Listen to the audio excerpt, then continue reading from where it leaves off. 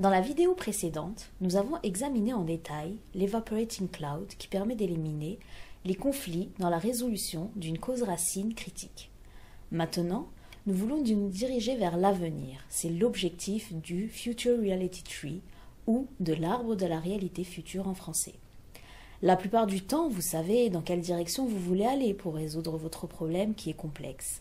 La solution que vous recherchez consiste soit à surmonter les causes racines critiques, soit à résoudre le conflit. Mais ces idées de solutions ne sont pas vraiment des solutions, tant que l'on ne respecte pas deux principes essentiels. Premièrement, vous devez vérifier qu'elles vont être efficaces. Et deuxièmement, ces solutions ne doivent pas générer des problèmes qui n'existaient pas auparavant. Souvent, lors d'un processus de résolution de problèmes, la plupart des personnes proposent des idées pour résoudre les problèmes, puis passent directement à la mise en œuvre sans vérifier au préalable l'impact de ces solutions et leur pertinence à produire les résultats souhaités. Il est très critique d'agir de cette manière, parce qu'à ce stade du jeu, vous n'avez rien fait d'autre qu'analyser un problème, et c'est une situation plutôt passive.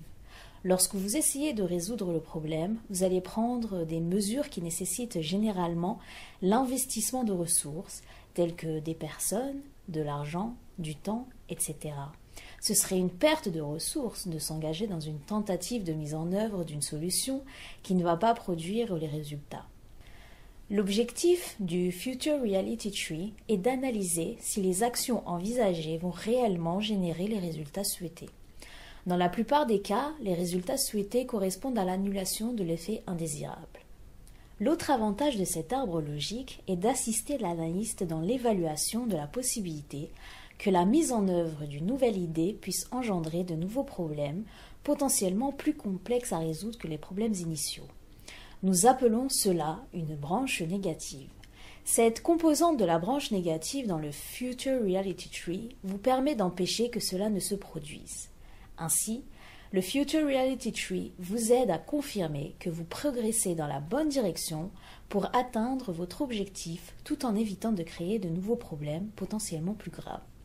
En résumé, on pourrait le décrire comme un outil de gestion des risques. Il fonctionne comme une feuille de route qui vous guide pour rester sur la bonne voie et éviter de vous impliquer dans des aspects non essentiels.